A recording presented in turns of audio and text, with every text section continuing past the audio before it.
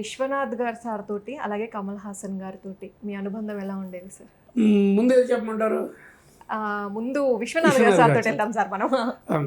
విశ్వనాథ్ గారితో చేయడం అనేది దేవుడు వరం ఇవ్వాల్సిందే, అదృష్టం ఉండాల్సిందే. అలాంటి డైరెక్టర్ మళ్ళీ పుట్టరు, అలాంటి సినిమాలు తీసే మనుషులు ఇంకా రారు. రాసి పెట్టుకోండి. ఎస్, అయిపోయింది. ఆ జనరేషన్ అయిపోయింది. జంజీలు వచ్చేసారు. అంత చక్కటి హృద్యంగా ఉండి మనసు కత్తుకొని, అఫ్కోర్స్ సొసైటీ కూడా మారిపోయింది. ఓకే, బట్ నేను విశ్వనాథ్ గారితో పనిచేసేదానికి స్వామి గారితో ఒక ఫస్ట్ పిక్చరు నేను చెప్పిన సిరిసిరి మూవ, మా గురుగారు స్వామి గారు. ఫస్ట్ నేను వాయిని నుంచి బయటకు వచ్చి బుట్టాయిగూడెం దగ్గర బాపు గారి డైరెక్షన్లో భక్త కన్నప్ప కృష్ణరాజు గారి దానికి జాయిన్ అయ్యాను. అక్కడ బాపు గారు, విఎస్ఆర్ స్వామి గారు, ఇక్కడ ఈయన విశ్వనాథ్ గారు, విఎస్ఆర్ స్వామి గారు, నేను అసిస్టెంట్. అప్పుడే నాకు విశ్వనాథ్ గారు ఏంటో ఆయన వర్కింగ్ అంతా తెలుసు. ఇంకా అంతకంటే ముందు నేను వాయినీలో ఉన్నప్పుడు ఒకరోజు నాకు ఫ్లోర్కి లెన్స్ తీసుకొని వెళ్ళాను. వెళ్తే అక్కడ అందరూ నవ్వేస్తున్నారు ఫ్లోర్లో. అదేంటంటే విశ్వనాథ్ గారు ఒక ఆర్టిస్టులకి చూపిస్తున్నారు. ఏంటి, రమాప్రభుకిను రాజబాబుకి. వాళ్ళు పెద్ద సక్సెస్ఫుల్ కామెడీ జంట. ఆ ఫస్ట్ నైట్ దాంట్లో అమ్మాయికి ఏదో అయి కన్ను కొట్టడం అలాంటి జబ్బు. అది ఫస్ట్ టైం విశ్వనాథ్ గారిని అంటే ఆర్టిస్టులకి ఎలా చేయాలని ఆయన చేసి చూపిస్తారు. అంత అద్భుతంగా చేస్తారు ఆయన. ఆ తర్వాత సిరిసిరిమవ్వ. తర్వాత నాకు 2 వరాలు ఇచ్చాడు దేవుడు. ఒకటి స్వాతి ముత్యం, రెండోది సిరివెన్నెల. కానీ 2 వరాలు ఇచ్చాడు. ఆ 2 వరాలు మేము చూడడం మా అదృష్టం సార్, మాకు వరం అది. అప్పటికిప్పుడు సో స్వాతి ముత్యానికి వర్క్ చేశారు. అందులో కూడా ఎంత బ్యూటిఫుల్ ఫ్రేమ్స్ ఉంటాయో మేము ప్రత్యేకంగా చెప్పాల్సిన అవసరం లేదు. సో కమల్ హాసన్ గారితో ఎలా ఉండేది సార్? అతను నేను వాయిలలో ఉన్నప్పుడు ఎర్లీ డేస్ ఆఫ్ అతను డ్యాన్స్ అసిస్టెంట్ తంగప్ప అని ఆయన దగ్గర. ఇంకా పట్టం పుచ్చి అనే సినిమాలో ఏమన్నా చూస్తున్నాడు అతను. వాయినీలో ఉన్నప్పుడు నేను చేయకపోయినా మేము ఆ ఫ్లో నుంచి ఈ ఫ్లో నుంచి వెళ్ళినప్పుడు అక్కడెక్కడ జరుగుతుంది చూస్తాను. బట్ టాలెంట్ ఈయన కనుక్కున్నారు బాలచంద్ర గారు. అలాగా నాకు తెలుసు, కానీ అంతకుమించి ఏం లేదు. బట్ తర్వాత డైరెక్ట్గా దీంట్లోనే స్వాతి ముత్యంలోనే డైరెక్ట్ టచ్. ఇంకా అక్కడి నుంచి కాకపోతే అంటే ఈ ముందు ఫిలిం ఫెస్టివల్స్లో అక్కడక్కడ కలవడం, సంగీతం గారు మేమంతా కలిసి వెళ్ళేవాళ్ళం. అప్పుడు ఫిలిం ఫెస్టివల్ గోవా ఒకటే కాదు కదా, అన్ని చోట్ల తెలుసు. కమల్ హాసన్ ఏ సినిమా వచ్చిన కాబట్టి వెళ్ళి చూడ్డాలు. మరో చరిత్ర నిమిషాలు చూసాను, నాకే తెలియదు. ఆ సినిమా బ్లాక్ అండ్ వైట్ సినిమా. దాని కెమెరామెన్ తర్వాత నేను ఆయనతో పనిచేశాను. ఆ సినిమా సఫైర్ థియేటర్లో మెడ్రాస్లో నూన్ షోస్ 5 సంవత్సరాలు ఆడింది. 5 సంవత్సరాలు సఫైర్ థియేటర్లో నూన్ షోస్. ఇప్పుడు 50 రోజులు ఆడితే ఎక్కువైపోయింది సార్. థ్యాంక్స్ టు బాలచంద్ర గారు. దానివల్లే వైజాగ్కి సినీ కాడ వచ్చింది. సినిమా అనే దానికి వైజాగ్ సెంటర్ అయింది. అది అక్కడి నుంచి అనమాట. బట్ ఇప్పుడు మీరు అన్నారు ఇందాక, మీరు కెమెరామెన్గా హ్యాపీగా ఉంది కదా, ఎందుకు అలాంటి మనస్తత్వం ఉన్నవాడు కమల్ హాసన్. ఈజ్ సకల కళా వల్లభన్. అంటే అతనికి తెలియని టెక్నాలజీ లేదు, తెలియని నటన లేదు, తెలియని అసలు ఏది లేదు. పెద్ద ముదురు క్యాండిడేట్ అనమాట. ఏదైనా కూడా ఆల్రెడీ అవకాశం పట్టేసి ఉంటాడు. లేకపోతే 10 క్యారెక్టర్స్ పెట్టి సినిమా ఏంటండి. ఏం చాలా టిపికల్ క్యారెక్టర్ అద్భుతంగా చేసిన అద్భుతమైన మనిషి కమల్ హాసన్. డెఫినెట్లీ. అండ్ మేము బాగా క్లోజ్గా ఉండేవాళ్ళం. ఎందుకంటే రాజమండ్రిలో చేసినప్పుడు ఇది మన స్వాతి ముత్యానికి ఒక హోటల్లో ఉండేవాళ్ళం కదా. అక్కడి నుంచి నేను అతని రూమ్కి వెళ్ళడం కానీ అతను నా రూమ్ రావడం కానీ ఇవన్నీ చక్కటిది. ప్లస్ సినిమాల గురించి కూడా మాట్లాడుకున్నాడు. World cinema. అలాగే రాఘవేంద్రరావు సార్ తోటి ఏదైనా వర్క్ చేశారా సార్? రాఘవేంద్రరావు గారితో పనిచేయలేదు నేను. అది ఎలాగంటే నాకు అసలు 1974 సెప్టెంబర్ 20th నేను కుడికాలు పెట్టారు వాయిలీ అన్నాను కదా. మా గురువుగారు కారులో ఆయన పక్కన కూర్చొని వెళ్ళారు స్వామి గారితో. ఫస్ట్ టైం జీవితంలో అసలు ఇండస్ట్రీలో కంటితో చూడడం, పుస్తకాల్లో చూడడం కాదు. వెళ్తే మా గురుగారు స్వామి గారు ఫ్లోర్ ముందు ఆపారు. ఆయనతో పాటు లోపలికి వెళ్తే ఒక ఆజానుభావుడు నిలబడి హీరోకి డైలాగులు చెప్తున్నారు. ఆ హీరో సోహన్ బాబు గారు, ఆ డైరెక్టర్ కె రాఘవేంద్ర గారు.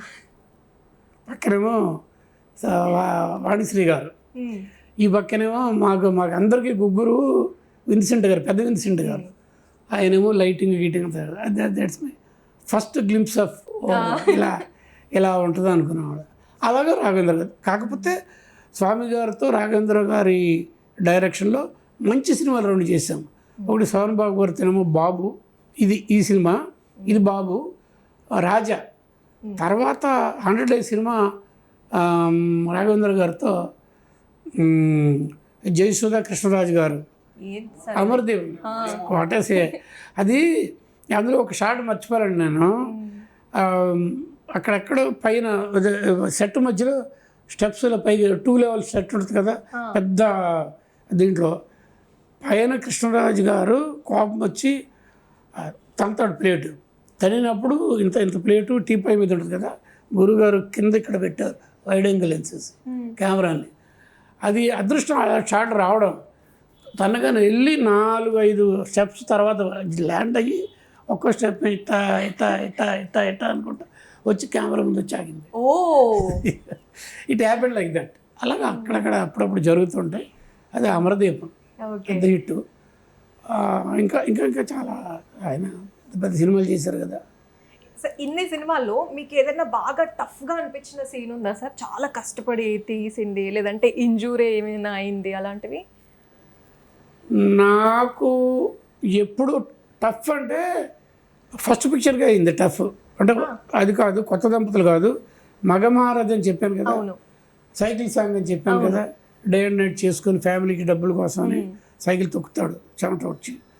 దానికని నేను వేరే రిగ్గు చేయించా, నేను డిజైన్ చేశా. అయితే అప్పటికున్న కెమెరా ఇప్పుడున్న అడ్వాన్స్డ్ కెమెరా కాదు, చాలా ప్రిమిటివ్. యారిఫ్లెక్స్లోనే ఎర్లీ మోడల్ అనమాట.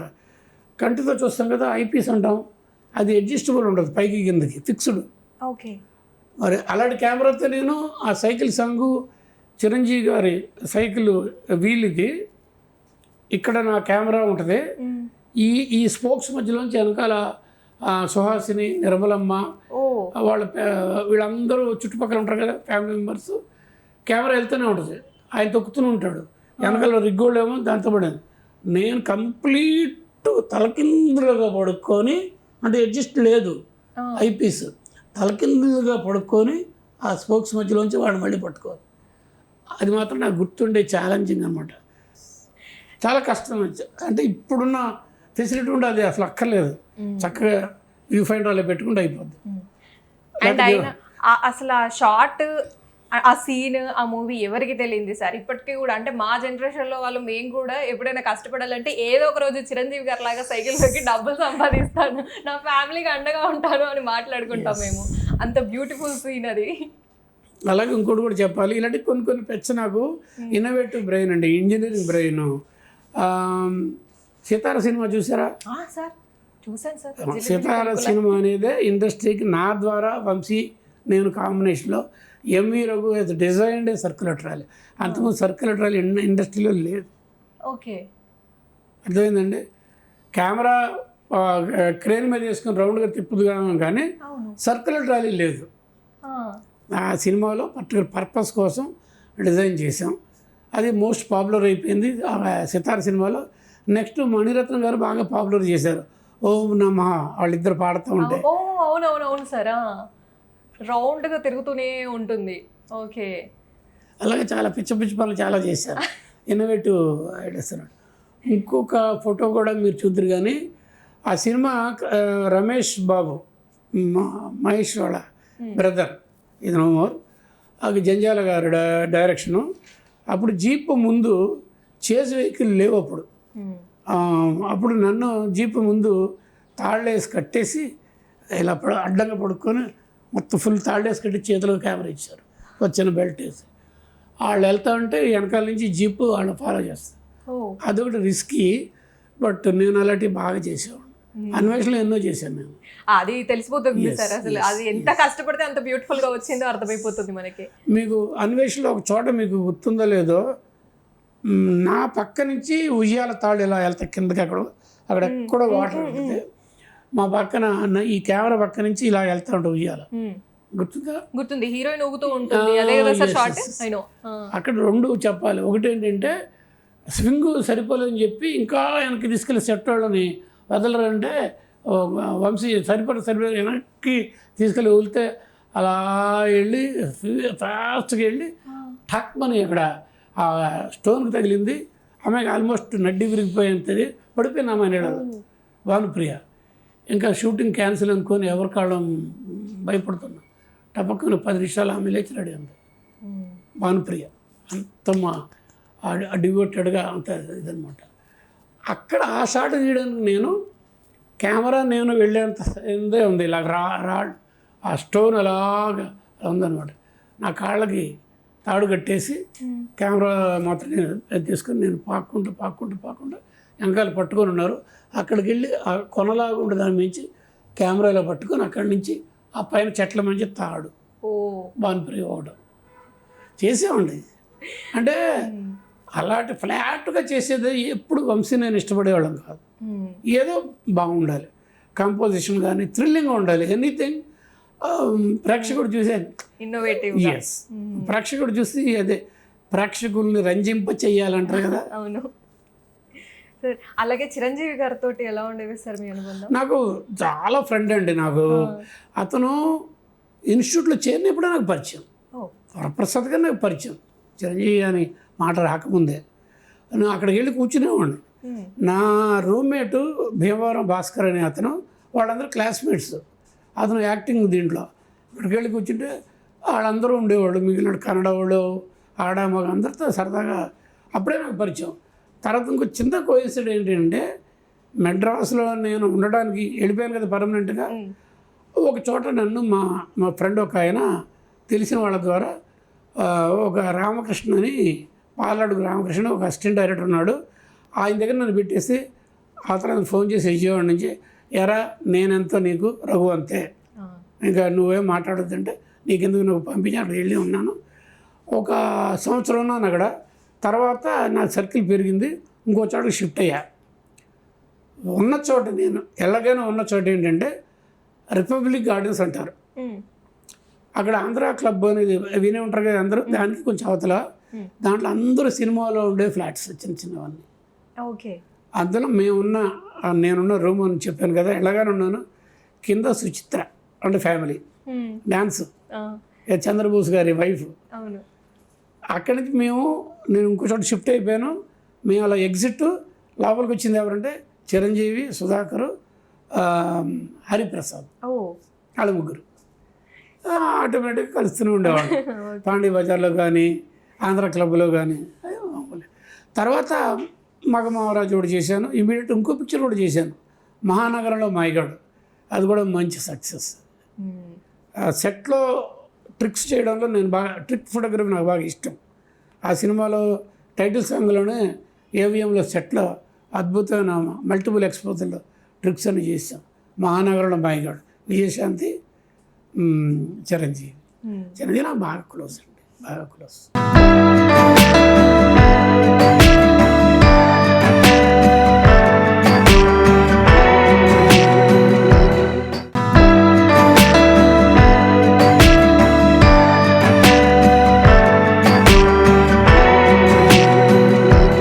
సార్ అలాగే మీ గురువు గారి గురించి, అలాగే గోపాల్ రెడ్డి గారి గురించి మీ మాటల్లో చెప్పండి. అంటే వాళ్ళ వర్క్ స్టైల్ ఎలా ఉండేది? మా గురుగారు విఎస్ఆర్ స్వామి గారు. ఈ రోజున నేను ఈ మాత్రం మాట్లాడుతున్నాను, 5 ఏళ్ళు వెళ్తున్నాయండి. ఆయన చలవే. నన్ను ఆయన దగ్గరే ఉంచుకుంటారని నేను అనుకున్నా. మా నాన్నగారు ఆయన దగ్గరికి అప్పచెబితే స్వామి గారు అప్పటికే బాగా లీడింగ్ కెమెరామెన్. కృష్ణ గారి సినిమా అంటే ఆయన ఉంటారు. వాళ్ళిద్దరు కలిసే ఫస్ట్ పిక్చరు ఇద్దరు కలిసే చేశారు. ఏదో అదే మొత్తం మీద కాంబినేషన్ ఎక్కువ. నెక్స్ట్ ఏంటంటే పద్మాలయ బ్యానర్లో స్వామి గారు పాటన్ పారస్లో పద్మాలయ బ్యానర్ గొప్ప గొప్ప సినిమాలు చేశారు కదా. అల్లూరి సీతారామరాజు, దాని కెమెరామెన్ ఎవరు? విఎస్ఆర్ స్వామి గారు. రికార్డ్ ఏంటి? First cinema scope cinema in Telugu is Alluri Sitaramaraju. అలాగే సింహాసనం ఏదో ఒకటి ఉంది, first 70mm cinema in Telugu మా గురుగారు స్వామి గారే, కృష్ణ గారితో. ఇలా ఆయన ఏంటంటే ఇన్స్టిట్యూట్లో చదవలేదు కానీ పూనా ఫిల్మ్ ఇన్స్టిట్యూట్ సమ్మర్లో రిఫ్రెషర్ కోర్స్ ఉన్నప్పుడు వెళ్ళారు. తర్వాత ఆయన పనిచేసిన వాళ్ళ గురువులు గొప్పవాళ్ళు అనమాట. రవికాంత్ గాయిచ్ గారు ఇలాంటి వాళ్ళ దగ్గర చేశారు కాబట్టి అంత ఎక్స్పీరియన్స్ ఉన్నది. సో ఆయనకి అంత మంచి సినిమాలు కూడా చేశారు కెరియర్లో. ఆయన అసిస్టెంట్గా నాకు అదృష్టం ఆయన దగ్గర అసిస్టెంట్గా చేయడానికి అవకాశం దొరకడం. అయితే ఒక చోట మాత్రం ఇబ్బంది పడింది ఏంటంటే తన సినిమాలతో తనతో పడించుకుంటారు అనుకుంటే వాయినాలో వదిలేసి వెళ్ళిపోయారేంటి అనుకున్నా. కానీ తర్వాత 1 year తర్వాత రిలీజ్ అయింది ఏంటంటే ఇంతమంది గొప్ప దర్శకులు, కెమెరామెన్లు, హీరోయిన్స్ దగ్గర చేసిన అవకాశం అక్కడ చేయడం వల్ల నా వల్ల అబ్జర్వ్ చేయగలిగా. అది థ్యాంక్స్ టు మా గురువు గారు.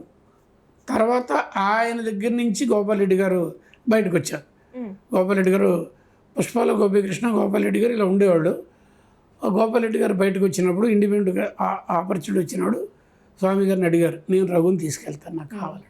అలాగే నెక్స్ట్ గురువు గోపాల్ రెడ్డి గారు, గోపాల్ రెడ్డి గారు. సార్ మీ కెరియర్లో ఈ సినిమా మిస్ అయిపోయానే, ఇది చేస్తే బాగుండేది అని అనుకున్నది ఏదైనా ఉందా సార్? 2 సినిమాలు. ఒకటేమో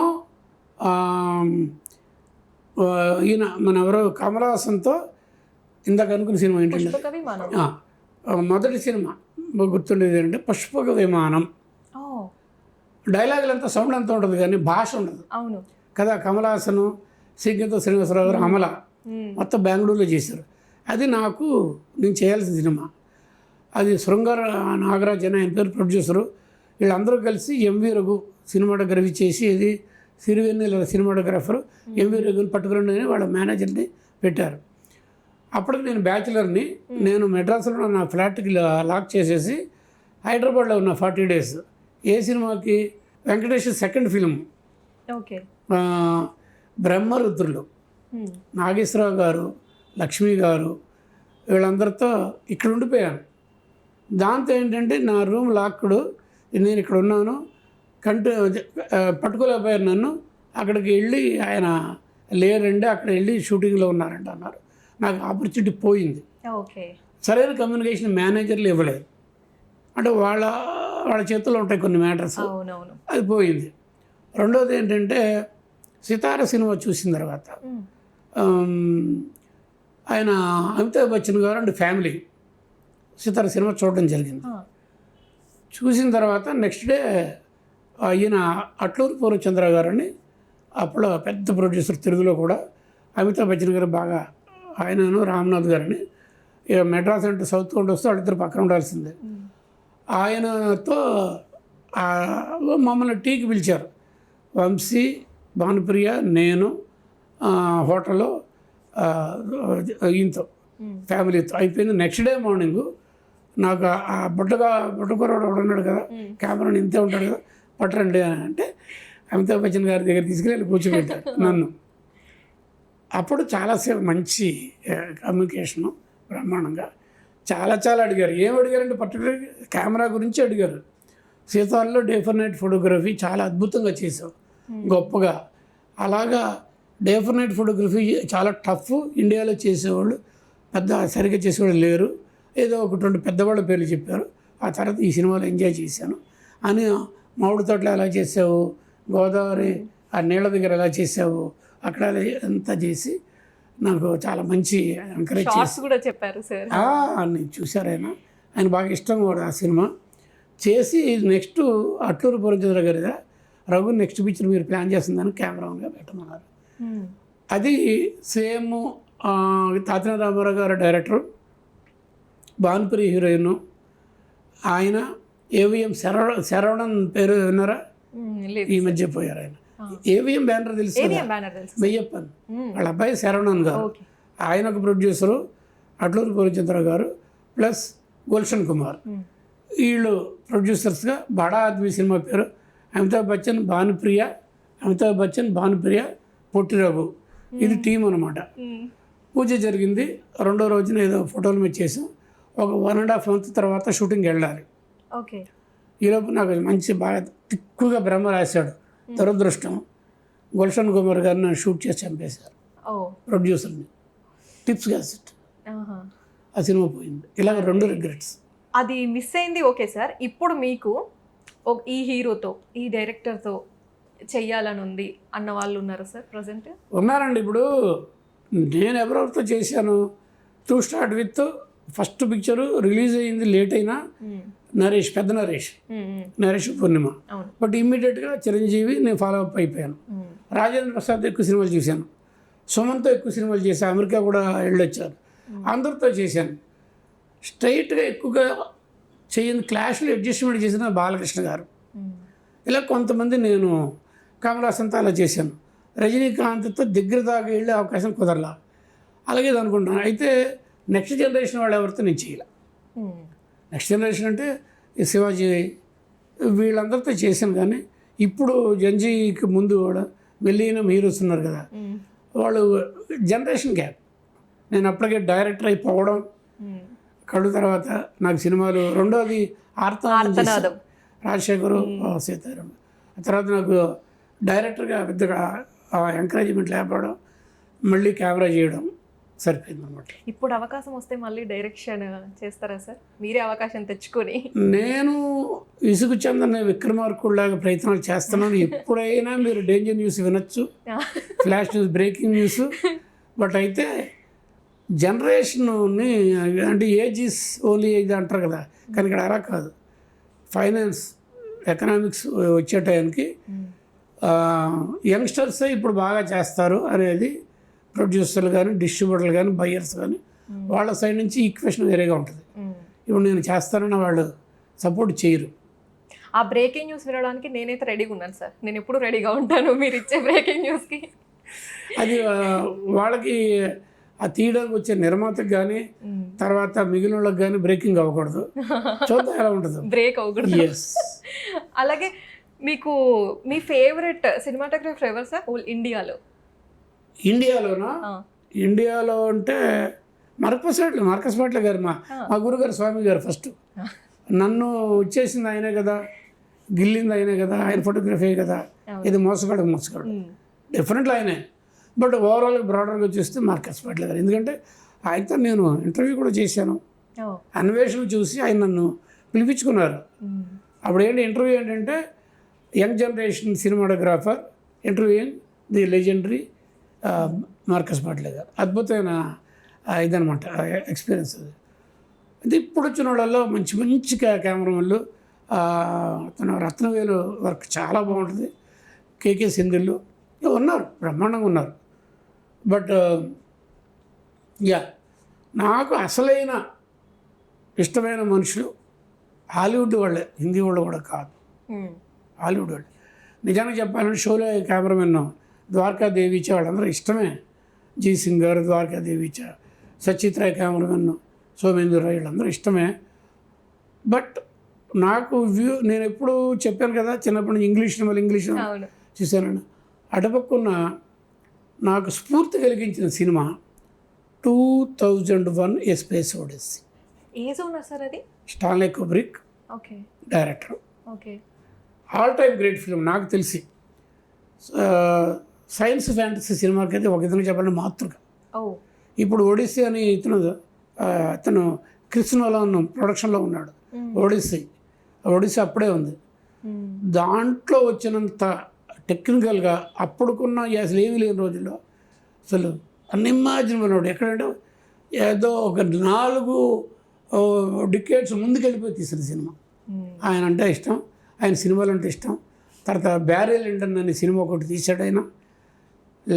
నాసా వాళ్ళు పైన స్పేస్ కోసం తయారు చేసిన ఒక కెమెరాకి తెచ్చిన లెన్స్ని తీసుకొచ్చి మామూలు సినిమా కెమెరాకి పెట్టి ఓన్లీ క్యాండిల్ లైట్లో సినిమా తీశాడు బ్యారీ లిండన్. ఆ ఫోటోగ్రాఫర్కి ఆస్కార్ అవార్డు వచ్చింది ఫోటోగ్రఫీకి. ఇలాగా చాలా గొప్ప ఇన్స్పైరింగ్ ఉంటుంది ఆయన సినిమాలన్నీ. ఆయన చాలా యంగ్గా వెళ్ళిపోయాడు. Last cinema ice wide shut. Ice wide open కదా యాక్చువల్ మాట, ఐస్ షట్ అనమాట అది. అలాగే చాలా గొప్ప అతను నాకు ఇన్స్పిరేషన్. ఆయన తాలూకు కెమెరామెన్ నాకు ఇన్స్పిరేషన్. డగ్లస్ ట్రంబల్ అని ఒక ఆయన ఉన్నాడు, దాంట్లో ఆ సినిమాలో చేసిన. ఇలాగా వాళ్ళని ఎక్కువగా చెప్పగలను నేను. ఇప్పుడు కూడా టక హాలీవుడ్ కెమెరామెన్లు హాలీవుడ్ డైరెక్టర్స్ అని చెప్పేయగలను ఇండియన్ కంటే. ఎందుకంటే నేను వాళ్ళంటే ముందు నుంచి ఇంగ్లీష్ సినిమాల ప్రభావం ఉంది కాబట్టి తప్పలేదు సార్ అది. ఇప్పుడు మనం ఒక వ్యక్తి గురించి మాట్లాడుకుందాం సార్. నాకు తెలుసుకోవాలని ఉంది. ఈ వ్యక్తే వ్యవస్థ కాదు, తెలీదు సార్. వ్యవస్థ కూడా అనొచ్చు, మరి తెలీదు నాకు.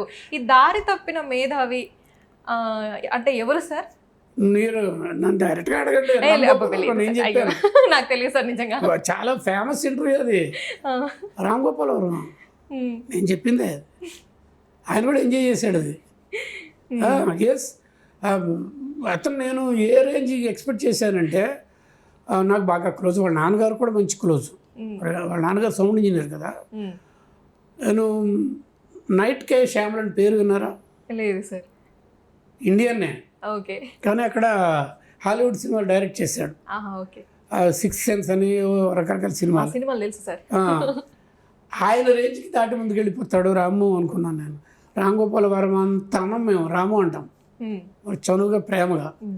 ఆయన గురించి ఇంటర్వ్యూ చెప్పాడు, దారి తప్పిన మేధావి. ఆ లైనే అద్భుతంగా ఉంది సార్, దారి తప్పిన మేధావి. అవును, అంటే దాన్ని ఏమంటారంటే అచ్చ తెలుగులో నిందాస్తుతి. మరి మీరు తెలుగు వచ్చేలేదు, నాకు తెలియదు. తెలుగు వచ్చు సార్, కానీ కొన్ని వర్డ్స్ తెలియదు అంతే. నిందాస్తుతి, దేవుళ్ళు తిడతా ఉంటారు చేస్తా. అలాగా ఆయన అలా చేశాడు. హీరోలు తిడుతూ ఉంటారు, రంజిగాడు ఎంత బాగా చేశాడు రా, తెలుసు కదా. నిందాస్తుతి అంటే పొగడ్డం చేస్తూ ప్రేమగా, అతి ప్రేమగా. రామ్ గోపాల్ వర్మ గురించి నువ్వు ఇచ్చిన స్టేట్మెంట్ అదే, ఇప్పటికే అదే మార్చుకోను నేను. అది నిజానికి కూడా నిజమే అనిపిస్తుంది సార్. మీరు ముందే అన్నారు వ్యక్త వ్యవస్థ అని, అది నిజానికి మరి ఆయన అభిమానులు అందరూ వాళ్ళే చెప్తారు. వ్యవస్థ అనే మాట ఇక్కడ రాదు, దాసనారాయణ గారి దగ్గర వస్తుంది వ్యవస్థ అనే మాట. ఇక్కడ గ్రేట్ టెక్నీషియన్, సమస్య లేదు.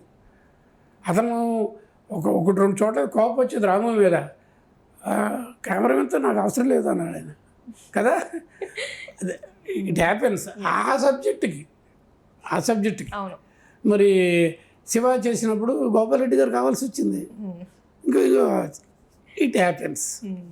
బట్ ఏంటంటే ఒక మనిషిలో ఉండే ఆ క్వాలిటీస్ని మనం ఎప్పుడైతే ఇష్టపడతామో ఇవన్నీ పట్టించుకో.